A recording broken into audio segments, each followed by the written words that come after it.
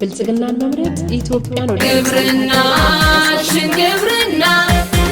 የሕዝባችን ዋስትና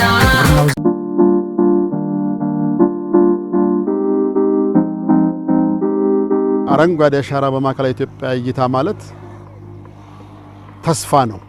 የውበት የስነ ውበት የአካባቢን ገጽታ የመቀየር ተስፋ ነው። አረንጓዴ ዛፍን ማየት ብቻ አይደለም፣ ምግብ ነው፣ የሥራ ዕድል ነው፣ ገቢ ነው በእኛ ሐሳቤ። ስለዚህ ክልላችን ላይ ወደ 15 ኢኒሼቲቮች ቀርጸናል። እነኛ 15 ኢኒሼቲቮች በዓለም አቀፍ እይታ ሲወሰዱ የተቀናጀ ግብርና ለቤተሰብ ብልጽግና የሚል ማጠቃለያ ያላቸው እዚህ ውስጥ 30-40-30 አለ። 100 ፍራፍሬ ዛፍ ለአንድ ቤተሰብ በ3 ዓመት ማለት ነው። 5-10-25 አለ።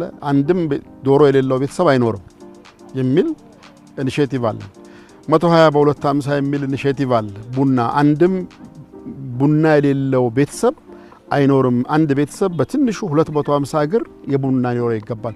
ቢያንስ ለዓለም ገበያ ማቅረብ ባይችል ከገበያ መግዛት የለበትም፣ ጓሮ ላይ አልምቶ መጠቀም አለበት የሚል አለፍ ሲል ወደ ዓለም አቀፍ ገበያ ለማቅረብ የሚያስችል የቡና ኮሪደር እንፈጥራለን ብለን እየሰራን ያለው።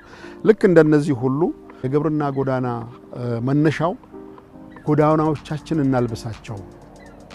ማዕከላዊ ኢትዮጵያ ሲገባ የማዕከላዊ ኢትዮጵያ መለያው አረንጓዴ፣ ከአረንጓዴም በፍራፍሬ የተሞላ አረንጓዴ፣ ሌሎች የውበትና የስነ ውበት ዛፎች በውስጡ ሊታከሉ ይችላሉ። አገር በቀል የሆኑ የአፈር ለምነትን የሚያሳድጉ በሽታን የሚቋቋሙ ግን ለአካባቢው ውበትና ስነ ውበትን የሚያላብሱ ዛፎች በየመሃሎቹ ይኖሩ ይችላሉ። ግን ዋናው እሳቤው አረንጓዴ አሻራችን የመበልጸግ ተስፋችን ነው።